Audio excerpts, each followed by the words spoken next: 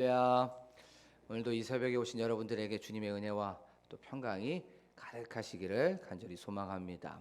그리고 이 새벽에 오신 여러분들의 가정과 직장과 삶과 일상에 주님께서 주시는 그 놀라우신 은총이 차고 흔들어 넘치도록 30배, 60배, 100배로 그렇게 충만히 임할 줄로 믿습니다. 우리는 저번 시간에 보아스가 먹고 마시고 난 후에 그 마음이 즐거웠다는 것에 대해서 말씀을 좀 살펴봤죠.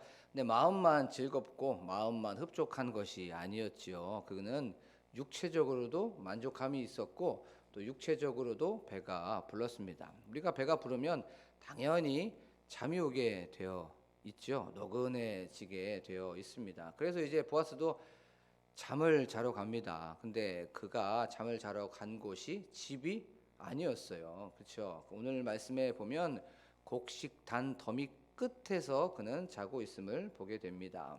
우리가 저번 시간에 나누었던 것처럼 그 당시의 상황, 그 당시의 문화, 배경은 곡식 그 마당 타작이 끝날 때까지 주인과 그 사환과 소년과 소녀들은 그 타작이 끝날 때까지 한쪽 귀퉁이에서 잠을 자야만 했었습니다. 하지만 그는 주인이었죠.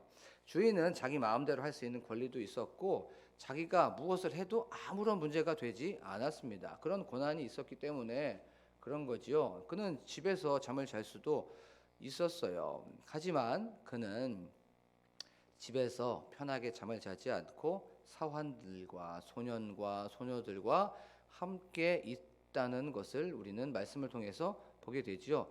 여기서 우리에게 주는 메시지가 하나 있었습니다. 그것은 바로 보아스는 겸손한 사람이었죠.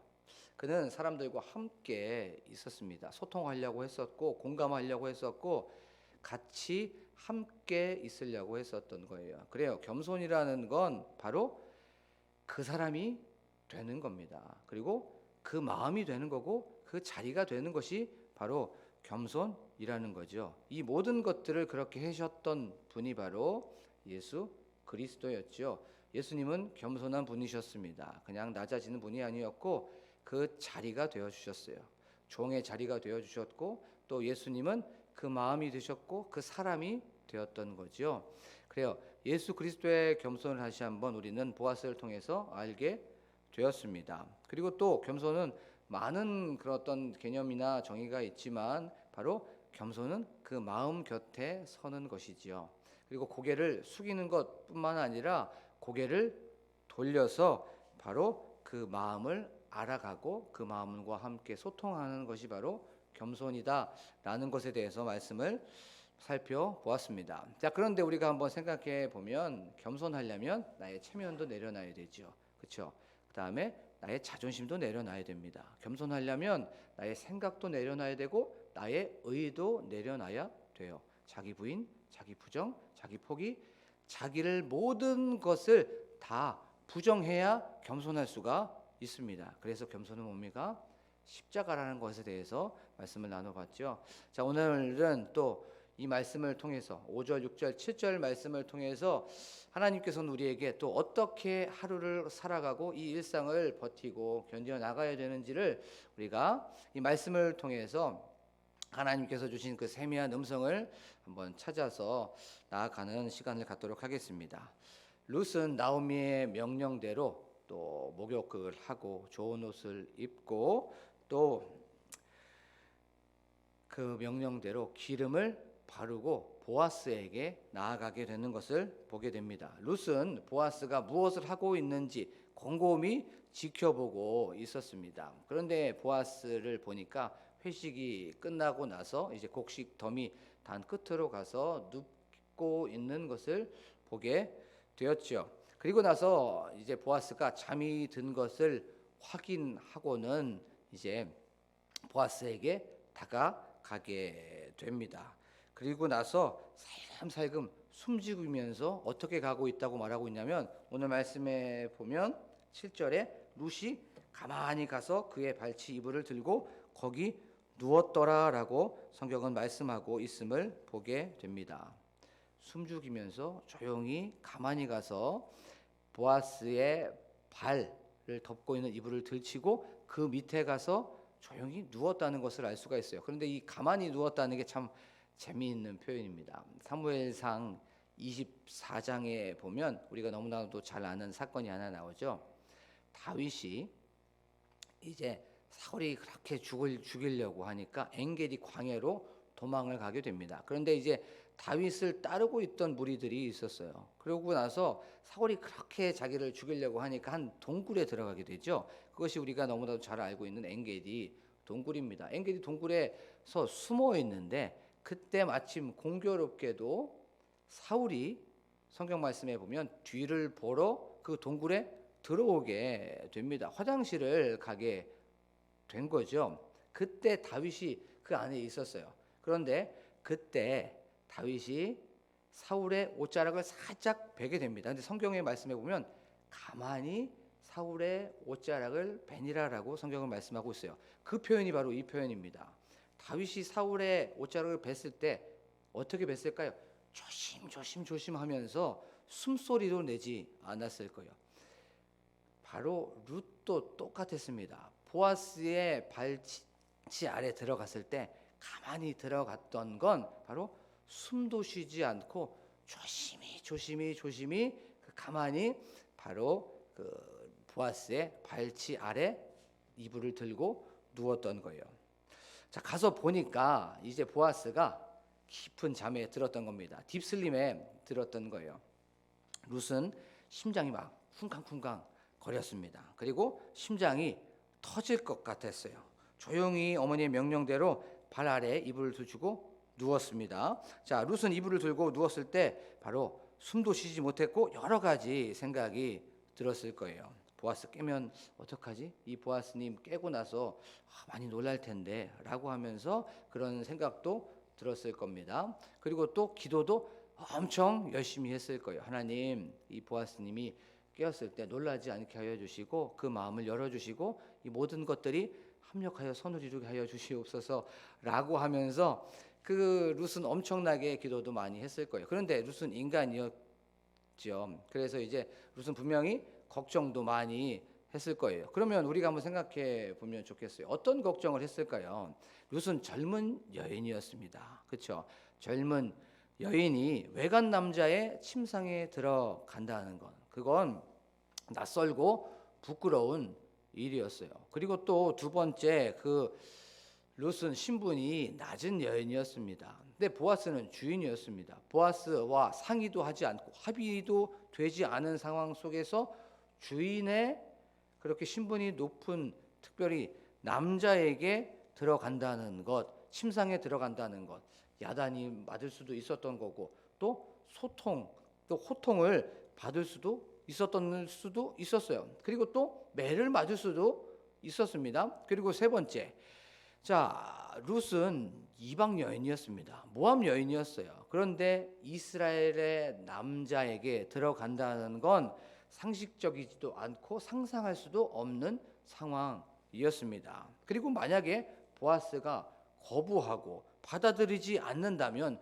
수치와 모욕, 어떤 부끄러움, 그 공동체에서 심하게 보자면 추방이 될 수도 있는 상황이었죠. 놀림을 받을 수도 있었고 또 그 안에서 손가락질이나 비아냥을 받을 수도 있었습니다. 아유, 저 여자가 보아스한테 들어간 여자야? 하면서 이렇게 입방아에 계속 올라갈 수 있었던 그런 상황이었어요. 이 모든 것을 알고 있음에도 불구하고 그는 실행하고 실천하고 떨리는 가슴을 붙잡고 행하고 있음을 보여줍니다. 부끄러움과 두려움 다 뒤로 하고 룻의 과감하고 어쩌면 조금 무모한 이런 도전과 결단과 행함을 우리가 보여주고 또 그것을 아는 것을 알 수가 있습니다.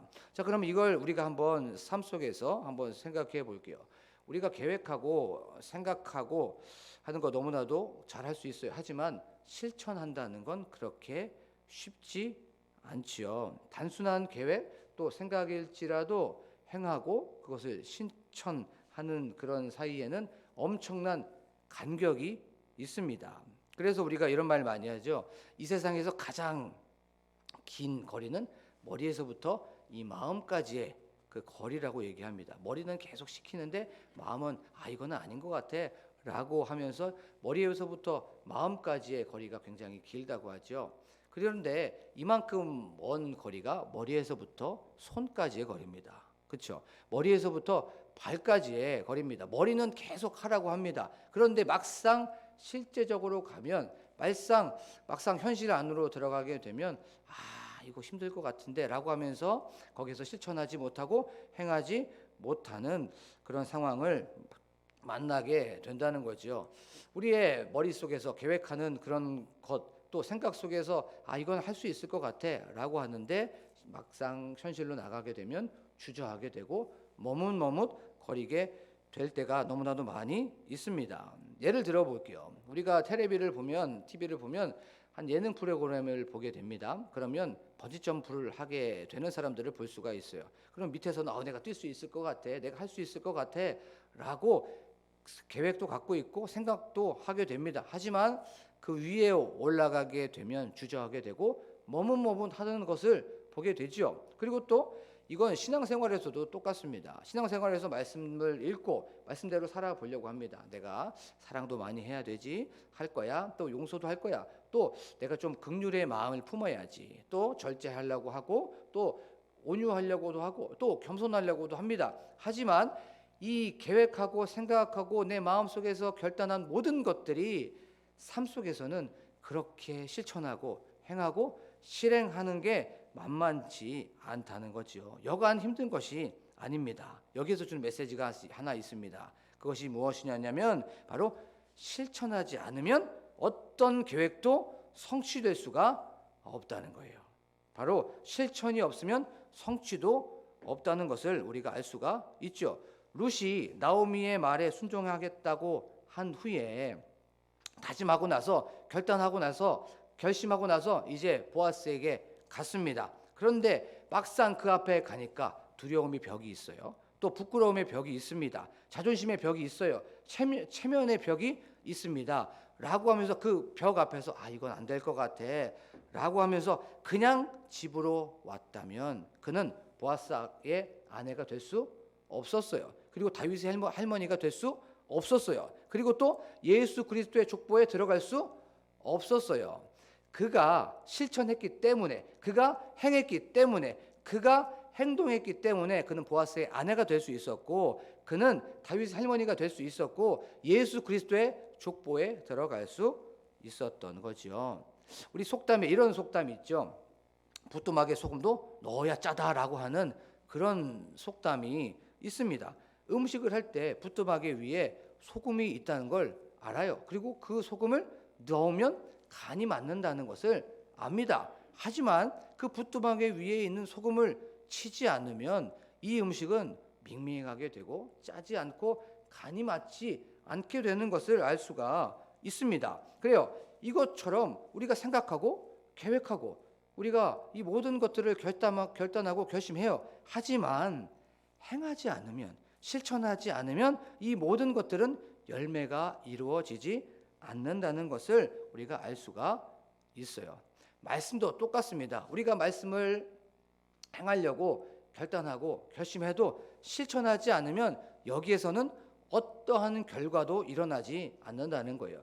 그래서 담임 목사님을 통해서 우리는 야고보서 말씀을 우리는 듣고 있죠. 거기에서 이렇게 말씀합니다. 야고보서 1장 22절에 보면 너희는 말씀을 행하는 자가 되고 듣기만 하여 자신을 속이는 자가 되지 말라고 분명히 성경은 말씀하고 있습니다. 그래요. 끊임없이 우리는 행함을 통해서 실천을 통해서 우리의 행동을 통해서 어떤 열매가 이루어지게 된다는 것을 우리가 알 수가 있죠. 그러면 이 말씀 속에서 우리가 한번 적용을 해볼 수가 있습니다. 그러면 오늘 우리는 무엇을 실천해야 될까라고 하는 그런 것을 질문을 통해서 한번 생각해 볼 수가 있어요.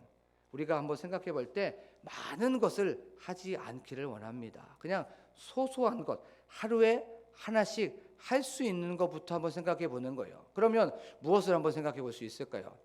오늘 말씀을 통해서 분명히 실행하라고 했는데, 실천하라고 했는데 무엇을 할까? 저는 요것을 통해서 다시 한번 제 자신을 속이지 않아야 되겠구나라는 것을 한번 생각해 봤습니다. 예를 들면 뭐 거짓말하지 않기, 정직하게 살아가기, 진실하게 살아가기, 요 하나만 한번 생각해 보는 거예요. 그런데 이렇게 머릿속에서, 생각 속에서 내가 거짓말하지 않아야지, 정직하게 살아야지, 또 진실되게 살아야지 하면 이 예배당을 나가는 그 순간부터 수많은 유혹과 갈등과 고민이 우리의 삶 속에서 오게 되어 있습니다. 그때 어떡합니까? 성령님, 저는 할 수 없습니다. 도와주세요. 성령님, 저는 머릿속으로는 진실되게 하려고 하고 우리의 생각 속에서는 정직하게 살려고 하고 내가 그렇게 거짓말 안 하려고 노력하지만 삶 속에서 이 거짓말하는 것 한 번만 하면 너무나도 쉽게 넘어가기 때문에, 이 정직하지 않으면 모든 것들이 쉽게 살아갈 수 있기 때문에 수많은 고민이 있을 수밖에 없습니다. 수많은 갈등이 있을 수밖에 없어요. 성령님, 이런 상황 속에서 저를 붙들어 주시옵소서. 그 능력의 오른손으로 함께하여 주셔서 거짓말하지 않고 속이지 않고 정직하게 살아가게 하여 주시옵소서라고 그렇게 살아가는 저와 여러분이 되기를 간절히 소망합니다. 참 거짓말하지 않고 순수하게 얻은 기쁨이 거짓말하고 속이고 또 정직하지 않게 살아갔던 기쁨보다 훨씬 더 크다는 걸 우리가 다 알죠. 순수했던 기쁨이 바로 거룩하지 않게 살아갔던 그 기쁨보다 훨씬 더 크다는 것을 알면서 나아가는 저와 여러분이 되기를 간절히 소망합니다. 우리가 이번 연도가 이제 벌써 19일이 지났어요. 우리가 12월 한 31일 때 내가 이번 연도에는 어떤 목표가 있고 또 그것을 통해서 또 실천해야지라고 하는 그런 계획과 또 결심이 있었을 거예요. 하지만 이런 계획과 또 이런 또 결심들이 또 어떤 분들은 무너진 분들도 있어요. 예를 들면은 내가 이번에 성경 필사를 통해서 하나님의 말씀을 좀 더 알아야지, 아니면 찬송가 필사해야 되겠다, 아니면 또 수예배는 반드시 드려야지 하면서 체크하신 분들도 있을 거예요. 그런데 이 계획과 또 결심들이 무너진 분들도 있습니다. 하지만 하나님께서는 우리 민족에게 아주 은혜를 베풀어 주셨어요. 그렇죠? 3일이 있으면 구정이 찾아오게 됩니다. 그렇죠? 구정부터 다시 시작하십시오. 그러면 이 구정을 통해서 다시 내가 결심했던 것, 내가 다시 한번 또 계획했던 것, 결단했던 것, 여기서부터 하나님 이것들을 다시 한번 실행할 수 있도록 도와주시옵소서. 머릿속에 있게 하지 않고 내 생각 속에 있지 않고 행함을 통해서 드러나고 행함을 통해서 열매를 얻게 하여 주시옵소서라고 하면서 다시 한번 그 결심과 결단을 행함을 통해서 드러나는 저와 여러분이 되기를 간절히 축복합니다. 바로 아무것도 하지 않으면 아무것도 달라지지 않습니다. 아무것도 하지 않으면 아무 열매도 일어나지 않아요. 아무것도 하지 않으면 아무것도 얻을 수 없고 아무것도 하지 않으면 아무 일도 일어나지 않습니다. 우선 해보는 거예요. 우선 실천해보는 겁니다. 그러면 반드시 열매가 있습니다. 그것이 아픔의 열매든 실패의 열매든 성공의 열매든 반드시 열매가 있을 줄로 믿습니다. 그것을 가정에서부터 또 직장에서부터 내 사업장에서부터 하나씩 차근차근 그것이 해보고 실행이 되고 차근차근 하나씩 쌓여지게 되었을 때에 뭘 느끼냐면 성취감을 맛보는 거예요. 우리가 성취감을 맛보게 되었을 때 그 성취감을 또 그 마음을 가지고 또 하나 또 성취감을 맛보게 되는 겁니다. 첫 번째 가장 중요한 건 성취감을 맛봐야 된다는 거예요. 사랑하는 우리 광복교회 성도 여러분, 이제 말씀을 정리를 하면서 우리가 실천하면서 나아가기를 원합니다. 룻이 보아스의 아내가 될 수 있었고 다윗의 할머니가 될 수 있었고 예수 그리스도의 족보에 들어갈 수 있었던 건 단 하나였습니다. 실천했기 때문에 그래요. 행했기 때문에 그럽니다. 우리가 어떤 일을 했을 때 그것이 내가 잘 될 수 있을까? 또 그것이 염려가 되고 걱정이 될 수 있어요. 이건 다 뒤로 하고 먼저 행해 보십시오. 먼저 실천해 보십시오. 특별히 말씀대로 그렇게 살려고 해 보십시오. 물론 이것이 머뭇거릴 수도 있고 그것이 주저할 수 있지만 행하면 반드시 성령 하나님께서 그에 맞는 열매를 주실 줄로 믿습니다. 지금 이 시간 우리가 말씀을